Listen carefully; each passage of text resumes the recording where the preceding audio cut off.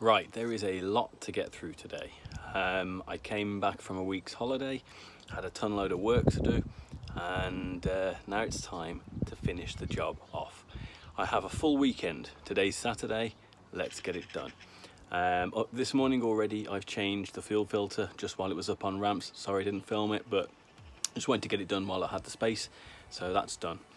Now we turn our attention to the engine bay, and I'm going to leave it up on ramps because I need to do the work on the head, which would have been better with the car on the deck, but I've got a platform I can sort of move around and stand on to get access into the engine bay. And the reason I want to leave it up on the ramps is I still got to do the final fill of transmission fluid in the gearbox, and you really need the car up fairly level to be able to do that. So I don't want to be putting it up and down off ramps again and again, so that's why. So that's it. We're going to go and clean the cylinder head, not the cylinder head, the top of the block, ready for the cylinder head to go back on because it's pretty dirty from where the old gasket came off. And then I'm going to get my neighbour to help me just lift the cylinder head carefully into place. Reason being 2 pair of hands is just better than one, while I know he's available, is the chain, of course, is sticking out the top of the engine. Let me just show you what I'm talking about while we're doing it. So in the engine bay, here's our engine block. Engine is currently locked at top dead centre of cylinder 1 so that it can't move. And there's our chain, the last chain sticking out the top of the engine block, waiting for the final sprocket on the camshafts to go on. Now, it's just a bit of a weird way around that I've had to go about it because there was no cylinder head on it. But obviously the cylinder head is not that light, so I just want to very carefully lift it in with 2 pairs of hands and feed that chain up through the gap so that I don't knacker anything while I'm placing it back on. And then that's the first step. So there's a billion other steps that I can't bear thinking about right this minute. So let's just let's do it one thing at a time. And first task is to clean up this face, ready for the head gasket to go on. So let's do it. Okay, so I'm just getting the head ready to go back onto the engine. And there's a few things we need to do to prep the head. Although it's come back from the machine shop all nicely skimmed, cleaned, and all the rest of it. First thing I've just done is put the temperature sensor back in there. You know, one little job. I also want to check my glow plugs with my multimeter, just to check that they're in full working order. All we're looking to do is check the resistance, so we're just looking to see that they come to a nice low amount of ohms, probably below 1 ohm, certainly not above 5 ohms. A high resistance will indicate a bad glow plug. You know, it's just worth checking while they're out before we put them back in. And yeah, best practice, we probably put a full set of new plugs in. We're on a budget and we're on a time scale, not doing it anyway. So we're just going to check those, unless they're bust, then, you know, but I think they're fine, so I'm just going to check them through.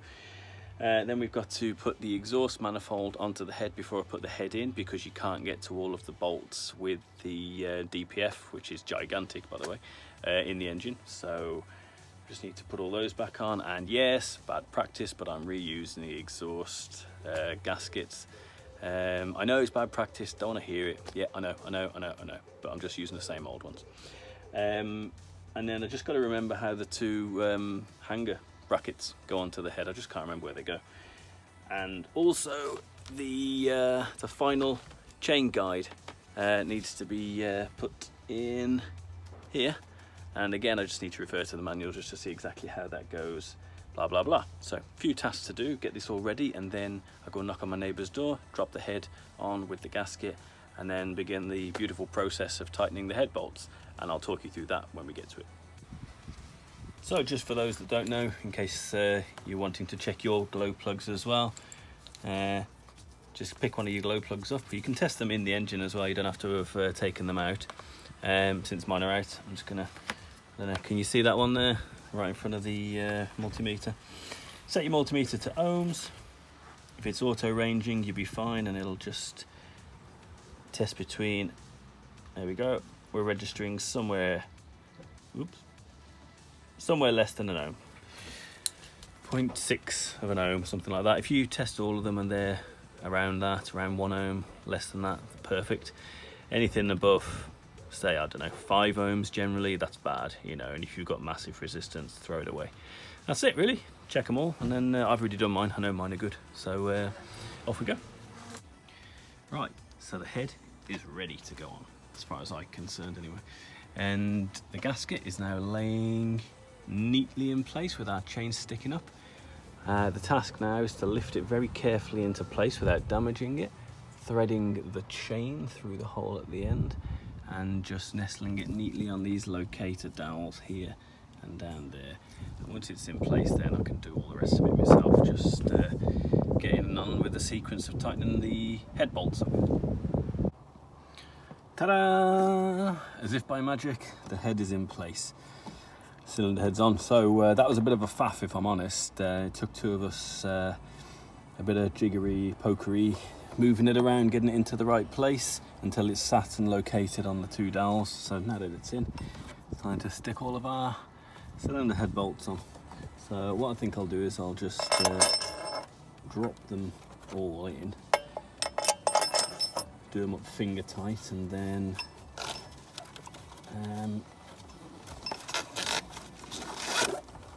start on the proper tightening sequence and all that.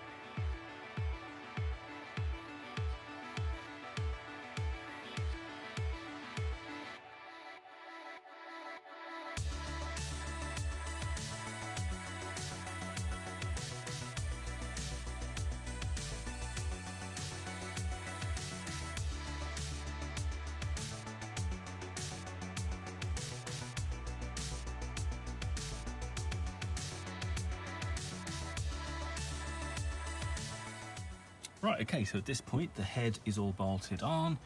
The other little bolts that go there and down the back there are all bolted on. And what else have I done? I've put the chain guide in place. Realised I could have done that actually before it went in, but never mind, whatever. What else have I got to do now? So let's get the little collar that connects the exhaust manifold up down there. It's done that. You didn't do that now. And then right, these are our hydraulic lifters, and these are what go in these little holes here.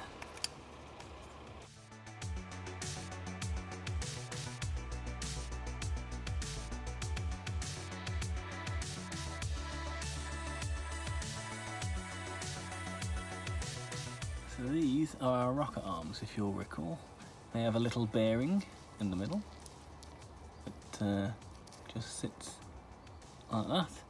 This end, this end here is where the hydraulic lifter presses on, and this little shiny patch on the end right here is what pushes the valve stem open.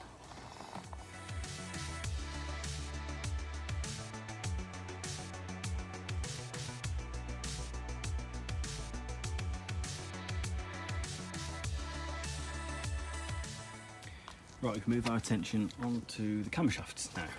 So is all the bolts that hold the cam carrier into place. It's upside down just there, just want to show you. This is the oil that I'm going to be using. I had a quick look. It seems to comply with everything that BMW wants it to. It was a good price, and I got plenty of it. Right, so that's what I'm going to be using. This, I've just put all the little gaskets back in place that go around the injector holes. So that's ready that side. If we put the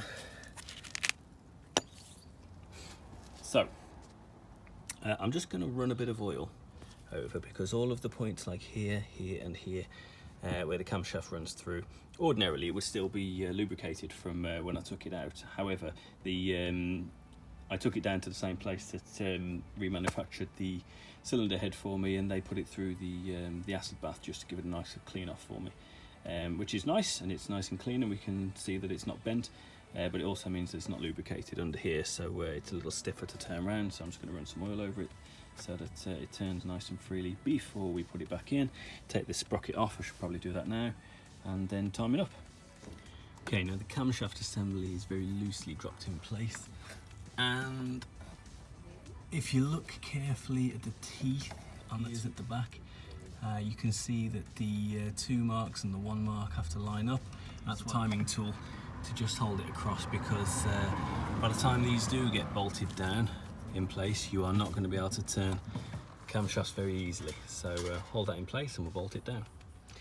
Okay, camshafts are bolted down. Now it's time to put the sprocket on the end of there, put the chain on it, then it's time to put the tensioner, so there is tension on that whilst the locking tool is on, so it doesn't move.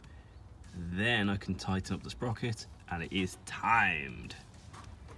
Right then, timing tool can come out.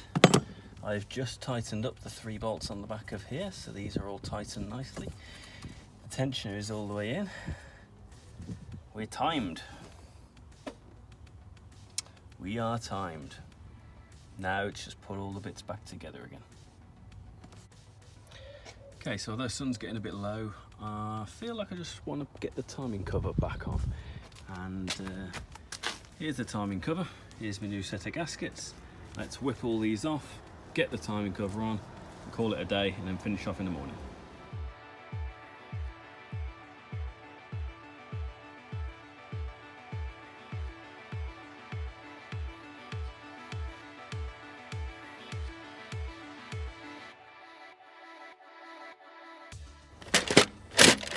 There we go. And we're on. Let's do the bolts up. And we're getting closer. Yeah. Ooh, right. Well, that was like an adult's sort of brain puzzle, trying to put everything back together here. It's loosely finger tight now. Trying to get all the pipes to sit nicely. I've tightened the connections back on the high pressure fuel pump, and then just everything's just finger tight up here on the fuel rail.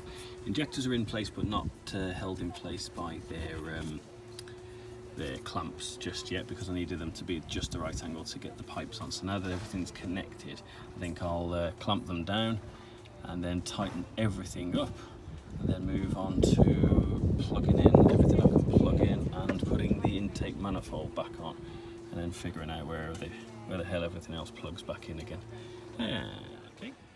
Okay, so jump forward a few steps. The inlet manifold is on. I'm working my way through all the loose plugs, working out where they go. One of the things that you need to pay attention to is just what lies on top of what and what goes where neatly, otherwise you sometimes have gone 2 steps too far, and then you need to undo it to be able to put things over the tops of other things. Anyway, getting closer, getting closer. Okay, as you can see there, I've emptied nearly an entire 5 litres of coolant into there. So I was expecting difficulties and having to go through the sequence inside the car where it runs the electric pump to get rid of all the bubbles from the system. But no, it seems to have taken best part of 4.5 litres straight in. So I filled that up, and we'll check the coolant level later on. Engine oil, by the book, this car takes 7.2 litres of engine oil, so I'm going to stick about 7 litres in, something like that, and see where we are. And then we see whether the battery's got enough charge to try turning over. It's been charging. I've had the battery charger going since this morning. So let's have a little look. So, battery charger, doesn't say we're that healthy, but we'll see where we are. First things first, we're just bleeding the system.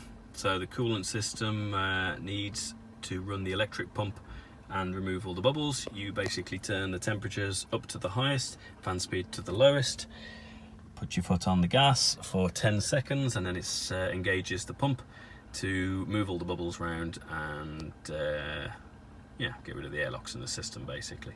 Don't know if you can hear the noises from the bubbles.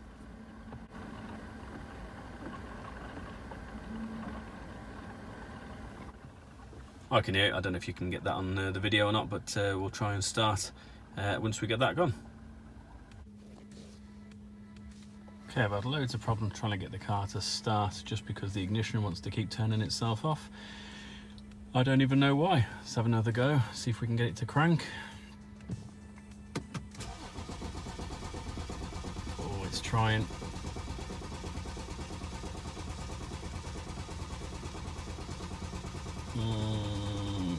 Lots of trying.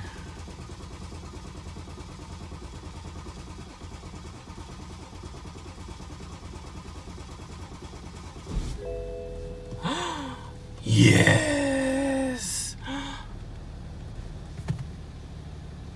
She's alive!